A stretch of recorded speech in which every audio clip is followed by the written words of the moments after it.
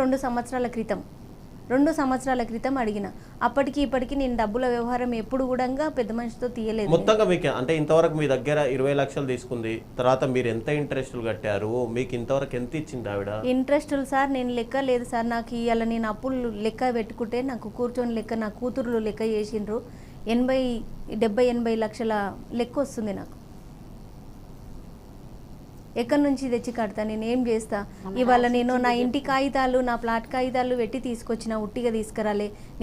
నేను క్రెడిట్ కార్డులు కూడా గీకిన, అవి కూడా పెట్టిన. ఏదో చిన్నగా పాతింప సామాన్ దుకాణం ఉన్నందుకు దాని మీద కార్డు ఇచ్చిండ్రు.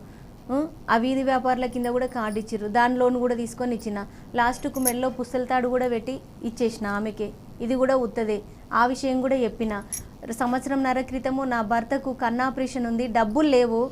ఒక 30,000-50,000 సర్దు నా భర్తకు ఆపరేషన్ చేయిస్తా. కళ్ళు కనపడతలేవు, ఆయన పని చేసుకునేట ఆయన చాలా ప్రాబ్లం అవుతుంది అక్క, కళ్ళు పోతే ఆయనకు కనపడతలేవు. రోడ్డు మీద అప్పటికి 2 సార్లు పడిపోయిండు. ఇబ్బంది అవుతుంది, దెబ్బలు తగిలినాయి, ఇబ్బంది అవుతుంది అని చెప్పి నా భర్త కొట్టి ఆ రోజు వాళ్ళ ఇంట్లోనే కొట్టిండు, వాళ్ళ ఇంట్లోనే పంపించేసి వచ్చిండు. అమ్మ మాకు ఇంటికి చాలామంది అప్పులోళ్ళు వస్తుర్రు, వచ్చినప్పుడు నువ్వు ఫోన్ తీస్తలేవు, వాళ్ళతో మాట్లాడించే ప్రయత్నం అన్నా చేద్దామంటే. ఎందుకంటే పలానామే తీసుకుంది ఇస్తుందని ఒక మాట చెప్తే వాళ్ళకు కూడా భరోసా ఉంటుంది కదా సార్. ఇప్పుడు నా మీదనే వచ్చి పడుతుంటే ఇప్పుడు నేనే తీసుకొని నాకు ఇచ్చిర్రు కాబట్టి నన్నే అడుగుతారు కదా. పలానా వ్యక్తికి కాల్ చేసినప్పుడు లిఫ్ట్ చేసి సమాధానం చెప్తే వాళ్ళకు ఒక నమ్మకం ఉంటుంది, నాకు ఒక నమ్మకం ఉంటుంది. నువ్వు ఇస్తున్న టైంకు ఇస్తావు కదా అని చెప్పి మేము కూడా ప్రయత్నం చేస్తాం కదా ఆగడానికి.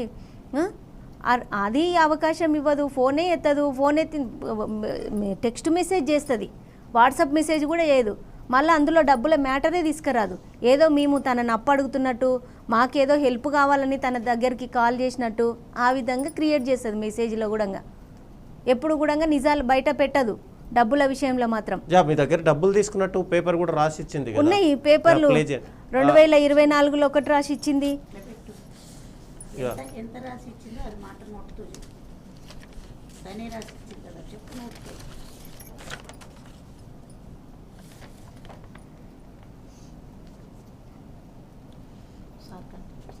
మొన్న రాసి ఇచ్చింది కదా, ఎంత ఇయ్యాలని రాసి. ఇది 2024లో రాసి ఇచ్చింది సార్.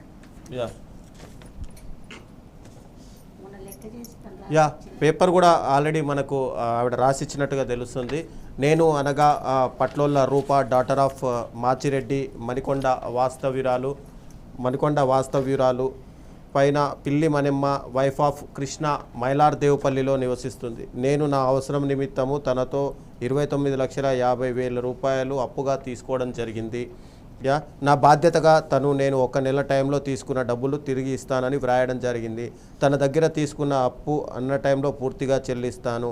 28/8/2024కు సంబంధించి అంటే దాదాపుగా 2 సంవత్సరాలు అవుతుంది, ఇంకొక 1 వీక్ అవుతే మొత్తం డబ్బులు కూడా చెల్లిస్తాను అని చెప్పి, ఎప్పుడు 2024 8వ తారీఖు రోజు చెల్లిస్తాను అని చెప్పింది. అంటే 2 సంవత్సరాలు అయిపోయింది, ఇప్పటికీ డబ్బులు తీసుకొని కూడా ఇంతవరకు చెల్లించలేనట్టుగా ఆవిడే డైరెక్ట్గా పట్లోళ్ళ రూపానే డైరెక్ట్ సంతకం కూడా చేసింది. ఇక దానికి సంబంధించినటువంటి ఈ డాక్యుమెంట్స్, ఇక మరొక డాక్యుమెంట్స్ చూస్తే కనుక రీసెంట్గా రాసి ఇచ్చినటువంటి ఒక డాక్యుమెంట్, అంటే వీళ్ళు ఎప్పుడైతే ఇంటికి వెళ్ళి బాధితులు డైరెక్ట్గా మాకు డబ్బులు ఇవ్వట్లేదు అన్నప్పుడు అప్పుడు కూడా ఆవిడ ఇంకో డాక్యుమెంట్ రాసింది.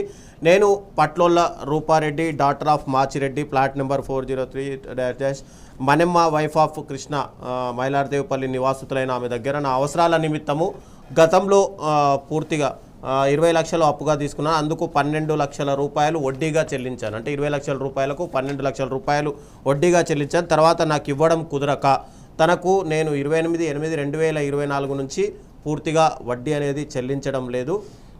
అందుకు గాను 28/8/2024 నుంచి 28/10/2026 వరకు, అంటే మొన్న రీసెంట్గా అక్టోబర్ వరకు పూర్తిగా మొత్తము 61,85,000 రూపాయలు ఇవ్వాల్సిందిగా నిర్ణయించడం జరిగింది. నేను ఒకవేళ 20/10/2026 అంటే అక్టోబర్ వరకు గనక ఇవ్వకపోతే షాద్నగర్ దగ్గర ఉన్న సెజ్ సిటీ వెంచర్లో దానికి తగిన అంటే 61,85,000 రూపాయలకు సంబంధించినటువంటి సరిపడా ప్లాట్ని రిజిస్ట్రేషన్ చేసి ఇచ్చేదను. నేను అనుకున్న విధంగా తనకు ఎటువంటి ఇబ్బంది పెట్టకుండా అన్న ప్రకారం మాట ఇస్తాను అని వ్రాతపూర్వకంగా రాసి ఇస్తున్నాను అని చెప్పి డైరెక్ట్గా ఆవిడే రాసి ఇచ్చింది. డైరెక్ట్గా ఆవిడకి సంబంధించి ఈ 100 రూపీస్ బాండ్ పేపర్ కూడా మనం చూసుకోవచ్చు ఒక్కసారి. 100 రూపీస్ బాండ్ పేపరు టోటల్గా ఆవిడే రాసి ఇచ్చినట్టుగా డైరెక్ట్గా సంతకాలు కూడా ఆవిడే కనిపిస్తున్నాయి. సో వీళ్ళు బాధితులు ఏంటంటే ఇప్పటికే ఒకరేమో 20 లక్షల రూపాయలు ఇచ్చారు, మరొకరేమో 10 లక్షల రూపాయలు ఇచ్చారు. ఇప్పటికీ మన స్టూడియోకి వచ్చిన వాళ్ళు బాధితుల వరకే, ఇంకా స్టూడియోకి రాని బాధితులు ఇప్పటికీ రూపారెడ్డి ఇంటి దగ్గర